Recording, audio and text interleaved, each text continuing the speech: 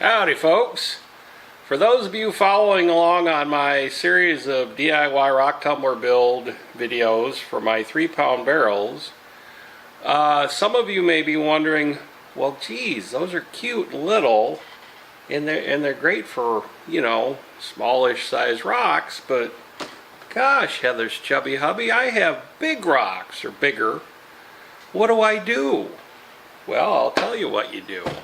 You go back to the plumbing aisle and you get bigger pipe, and that's what we're doing in this series.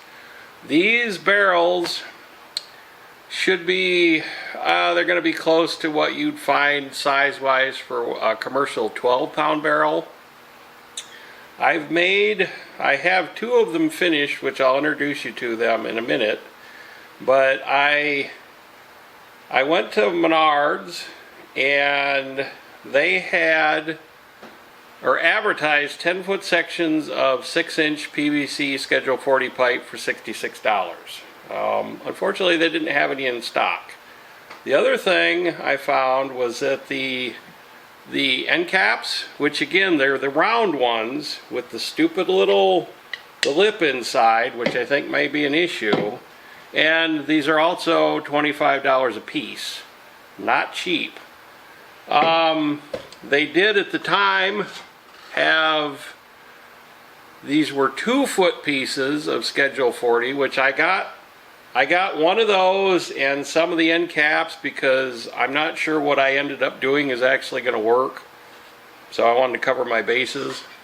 But what I found they also have is this wonderful stuff called Schedule 35 PVC pipe. It's thinner, although not by a ton. Let's see if that even, yep, get them next to each other, I suppose that'd help. You can see it's thinner.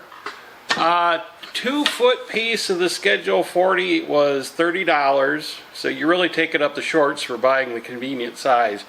A 2-foot piece of this was, I believe, right around $15. The caps are also another bonus. You can see that it's darn near flat, and on the inside there's no lip. It's all bottom. Again, it's thinner. This cap was also roughly half the price, so about $12 to $14 per cap as opposed to $25 a pop. Thinner plastic, I'm a little worried, but we're going to load these suckers up and see what happens. This video, I've shown some of the steps I took in building these, although it's not super comprehensive because frankly it was cutting pipe, gluing some ribs on the inside, and gluing one end cap on. I think you guys get the concept. So this is going to be another experiment. Will these work? Will they hold up? How long will they hold up for? And well, anyway, I hope you join me and follow along on the progress. Alright folks, I wanted to show you my fever dream PVC cutting machine. That it worked. It cut straighter than I could have freehanding it or following a line with a handsaw or a power saw, but it was not perfect. I don't know what exactly I could do to change some of it. One of the issues I had was as you spin this, for some reason it keeps wanting to go this way or that way. So when I set it to cut, I had to hold it very carefully and just very slowly follow and cut the line that I had made. I suppose if I had to do, I've got enough of this material to make more barrels right now, but for now I'm going to stop because I've got 2 of the Schedule 35 and I've got 3 of the Schedule 40 ones and the caps to make them, and we're still looking at this as a bit of a proof of concept, so I don't want to cut everything up to find out that it didn't work.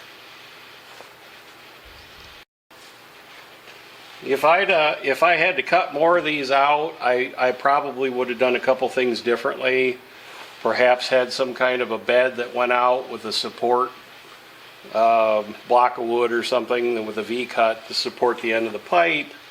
Most of these were short enough it didn't matter. I had the stuff I made the 3-pound barrels out of was like a 6-foot long piece of pipe though. And if you bought this in a longer section, that would have been an issue. But even with the stop on the end, it would have not, these pipes aren't cut exactly square on the end. They're close, but they're not dead straight. So as you rotate this, if you've got a stop down there, what's going to happen is it's going to do that anyway because it's going to react to the slightly off square end that's rotating against it. If anybody's wondering, I know these are Sooo casters because that's what I happen to have on hand. I tried this with a larger set of all 4 fixed casters, and it produced the same effect where it was kind of corkscrewing or whatever.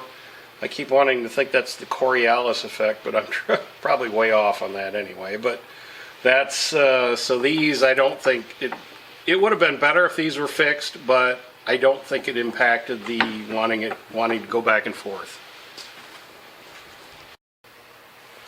Alright folks, as I'm doing this build, I am not going to show every little minute detail of it because I think the pictures and my eloquent words will be enough to paint the picture good enough at the end of the project.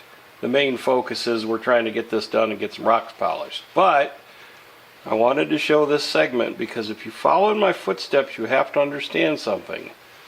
That PVC cement is wonderful stuff. It's also very slippery. So as I'm gluing these in there, these little buggers are very, very important. And you just need to be aware of that. And I'm going to show you I'm going to do one to show you the steps involved. The directions say you're supposed to put 1 coat on both surfaces, and then I believe they usually want you to recoat the socket or fitting that you're putting on the pipe, but I might have that backwards. I'm going to do whichever one looks like it needs to be recoated with whatever. You're supposed to do 1 coat on each surface of the solvent, 1 coat, and then another coat on one surface, and the same with the glue. They want you to do a coat, and then one piece gets 2 coats total. So this is an actual solvent weld. This isn't, I guess you'd say this isn't typical glue, because glue is an actual substance that sticks or bonds the 2 surfaces together. This actually melts this stuff, much like welding does, except this uses chemicals instead of heat. Word about safety and ventilation. Due to technical errors, we rejoined this segment already in progress. The battery died as I was making some brilliant observation about glue and ventilation, which I don't have enough ventilation, so I forgot what I was saying. No, I'm just kidding.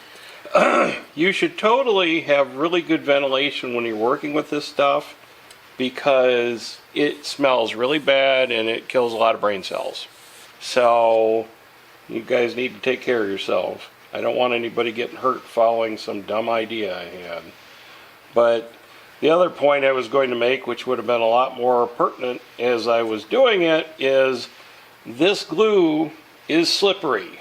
This is not, let me think how to say this.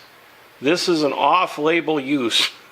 Normally these get used pipe and there's a fitting that fits, and this is like, you know, you're using PVC for something other than its intended purpose. So as you glue these up, you really got to keep turning them, make sure they haven't shifted. You know, you can see I've got a little alignment mark, so that one's a little bit off, and you get a decent amount of time to work with this stuff, which is kind of nice. But a double-edged sword, you have to be careful and watch what you've done because things can move when you're not looking. But There's actually a phrase for when you're doing a pipe fitting, they call it pop out, because you can put a cap on and it'll just slowly bloop, back out a ½ inch. So if that's an issue, you need to make sure when you're working with this stuff to watch it until it's fairly well set. So thankfully it doesn't take very long.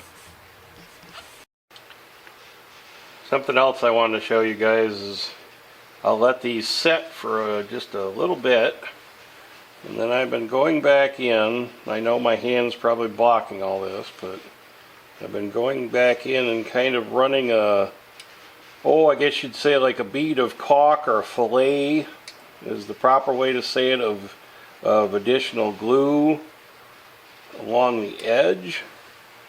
So I'm just thinking it'll give it a little extra strength.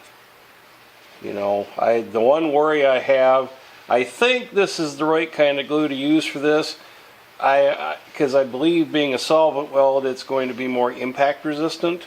I don't know that for a fact. Alrighty folks, here for their worldwide premiere debut is Tumbling Nice and Gimme Shiny, and the rocks that I'm going to load into them. So you'll have to pardon the awful puns on the names, but it seemed fitting. And let's get these guys loaded up, and here, let me show you a little interior detail, although you'll see it during the build video anyway, or the build portion coming up here. But basically just cut four ribs in each, and now that we know a little bit more about Louis, I'm not even sure those are needed, but hey, they're there, and I don't think they'll hurt anything. So let me get these loaded up and I'll get right back to you. Alright folks, I laid these out. These are, all, by the way, all these rocks for both the barrels are homegrown, so to speak. These are all found on the property here. Heavy in quartz, a couple of kind of cool ones. This is a pudding stone, although it's not a very good pudding stone. This one, I don't know if you'll be able to see it very well, but it's got some really neat faint lines in, which I'm very much hoping become more pronounced. Mostly quartz, or quartz-like, and everything, I scratched everything with my most hardest tester, and I've got pretty much right at 7 or thereabouts. And I jiggered around quite a bit. Both the batches came in at 6 pounds, 14 ounces. Alright, these are the rocks for Gimme Shiny. This is a really pretty piece of jasper. I have no clue what this is, although it's hard. It's 7 or better. It's got kind of a waxy feel to it. I don't know if this is banded chert. It doesn't seem like it's translucent enough to be chalcedony, but which should show a lot more. It should glow a lot more like that. And then this one is kind of interesting. It's very stripy. The top part here, you can actually see the scratch marks there. That's probably, a lot of that's going to go away. The part with the stripes really doesn't take a scratch much, so I'm kind of hopeful on this one. But again, they're garden variety. I think they're pretty, but I don't think, you know, nothing spectacular. But I'm going to get this one loaded up, and we'll get right back to you. Alrighty folks, both barrels are loaded for bear. I've got, I went ahead, since it's just under 7 pounds each, I just set it 7 pounds, and I'm sticking with the 2 tablespoons per pound, so I've got 14 tablespoons in there. Just thought I'd show off that pretty little thing before I huck it in there. Now that's a nice pudding stone. They say the redder the better. Well, that's almost, it's 3, well, I don't know. Not quite half, but it's a lot of red. So, this stuff, this is actually stuff I procured from the Rock Shed in South Dakota. I am going to link them in the description because they have a lot of good supplies. Oh, this is 6090 silicone carbide, by the way. They have a lot of good supplies. They also have a really good selection of tumbling rough, which is the pretty rocks you can't find in your driveway or in the at your local beach or whatnot here in Michigan. So check them out if you're interested. Let me get these buttoned up, and I'll be right back with you. All right, folks, we almost had to abort the mission there. There's the little pulley that's attached to the motor.